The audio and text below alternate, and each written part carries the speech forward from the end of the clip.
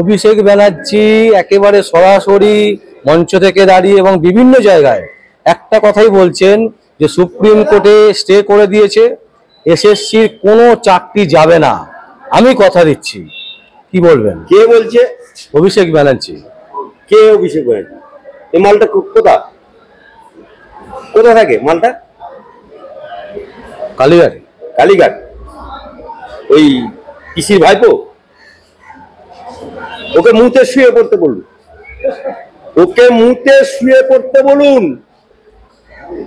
হাইকোর্টে ডিভিশন বেঞ্চের রায় সুপ্রিম কোর্টে গেছে।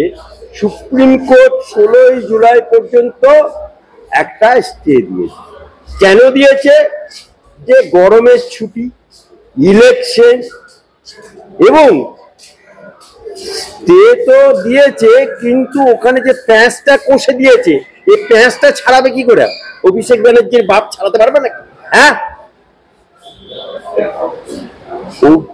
প্যাঁচটা কি না? প্যাঁচটা হচ্ছে ওরা তো মুড়ি আর মিছরি এক করে দিয়েছে, ফ্রেশ মাল আর ভেজাল মাল সব এক হয়ে গেছে, সব এক হয়ে গেছে। এই জায়গাতে এখন যারা চাকরি করবে তাদেরকে মোচলেখা দিতে হবে। মোচলেখাতে কি লিখতে হবে? যে আমি চাকরি করছি, কিন্তু আমার যদি মহামান্য আদালতের দ্বারা বা এসএসসির দ্বারা বা সিবিআইয়ের দ্বারা প্রমাণিত হয় আমি ভুয়ো, হাইকোর্ট যে রায় দিয়েছে 12% সুদ সহ মাইনেটা ফেরত দিতে হবে, মাইনেটা ফেরত। আরেকটা কি দিয়েছে? যে সিবিআই তদন্তে কোনো স্টে দেয়নি, সিবিআই তদন্ত যেমন চলছে চলবে।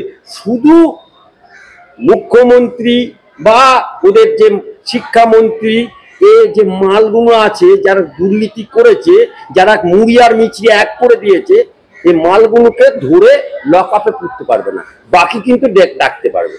এবং যে মুড়ি আর মিছরি ভেজাল আর ফ্রেশ যে শিক্ষার্থী আছে, যারা টিচার আছে, তাদেরকেও ডাকতে পারবে।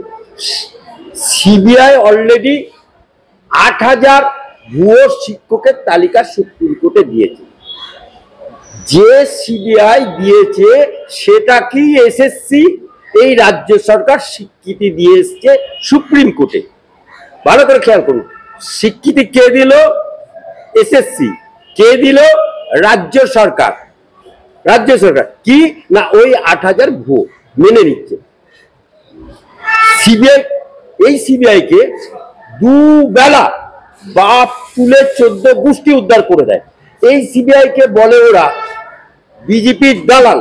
সেই সিবিআইয়ের উপরই আস্থা রাখতে হলো এই রাজ্য সরকারকে, এই এসএসসি কে। এখনো সিবিআই তদন্তে এই 8000 না, আরো পাবে, কারণ ওরা তো ওমারশিটটা নষ্ট করে দিয়েছে এবং সুপার নিউমেরিয়াম করে যে পদ তৈরি করেছিল, তার মাধ্যমে যে চাকরি, সেটা যদি আমার হাইকোর্টে স্টে না হতো আরো বেড়ে যেত। আজকে এই জায়গাতে যে চাকরিগুলো যারা চাকরি করছে, তারা কিন্তু এখন চাকরি করলেও সে ফ্রেশ হোক আর ভেজাল হোক, তাদের কিন্তু ভেতরে হাওড়া শিয়ালদা আরম্ভ হয়ে গেছে, হাওড়া শিয়ালদা আরম্ভ হয়ে গেছে।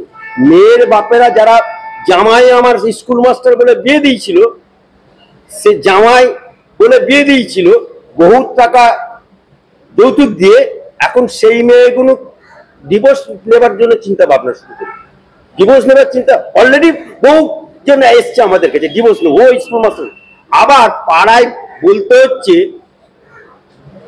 দোকানে চায়ের দোকানে জিজ্ঞেস করছে, হ্যাঁ রে তুই ভুয়ো না কোন? না না না, আমি বামফ্রন্টের আমলে বলতে হচ্ছে।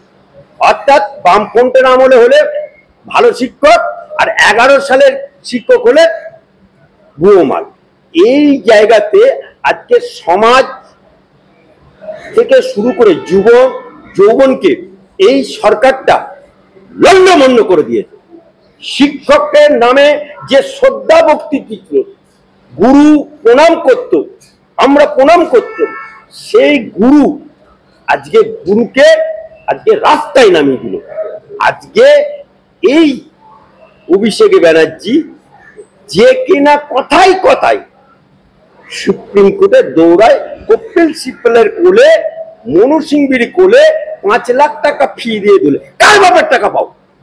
তুমি তো এফিডেভিট করে লিখেছো তোমার কোনো জমি নেই, তোমার কোনো বাড়ি নেই, তোমার কোনো বিষয় সম্পত্তি নেই, তাহলে তুমি কথায় কথায় সুপ্রিম কোর্টে যাও জনগণের টাকায়, সরকারের টাকায়, হ্যাঁ?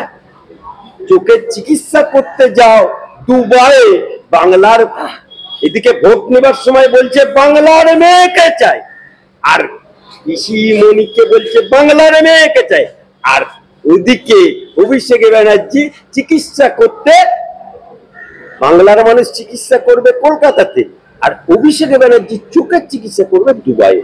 আজকে এই লোকটি বাংলার বুকে যত চোর দেখছেন, এই গরু চোর থেকে আরম্ভ করে, পার্থ থেকে, শিক্ষা থেকে আরম্ভ করে, ওই একটা কাকু না কে বলেছিল না, আমার বসকে কেউ ছুতে পারবে না, আমার বসকে কেউ ছুতে পারবে না।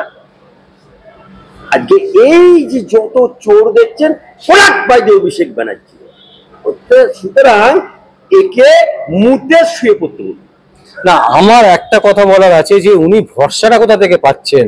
মানে এইভাবে ছাত্রছাত্রীদের, মানে যারা স্কুলে পড়ান, সে ভুয়ো হতে পারে, ঠিক হতে পারে, ঠিকভাবে চাকরি পেয়েছে, ওনাদেরকে এই ভরসাটা দিচ্ছেন কোন সাহস থেকে বা কোথা থেকে এই দমটা পাচ্ছেন? দেখুন, একটা বাংলায় কথা আছে, চোরের মায়ের বড় গলা। অর্থাৎ যে যার বেটা চুরি করে তার মায়ের গলার আওয়াজটা বেশি, কারণ সে গলার আওয়াজে চুরিটাকে ঢাকার চেষ্টা করে। আজকে অভিষেক ব্যানার্জি যে নিজে চোর, বাংলায় চোর তৈরি করেছে, বাংলায় এত চোর হয়েছে, আজকে এবিডিবিতে হলফনামাতে বলছে 2019-এ বলল যে আমি ঘর ভাড়া দিয়ে খাই, আর 2024-এ বলছে, 2019-এ লিখলো আমার বইয়ের নাম নারুলা, এই Rozina Banerjee, pan card number এত, আর 2024-এ বউ পরিবর্তন হয়ে গেল, কি রুজিনা নারুলা ব্যানার্জি উঠে গেল। অর্থাৎ লোকের চেহারার পরিবর্তন অনেক সময় হয়, জামার পরিবর্তন হয়, অনেক কিছু, ওই মালটার আবার বউ পরিবর্তন হয়ে যাচ্ছে 5 বছরে। সে অদ্ভুত ব্যাপার।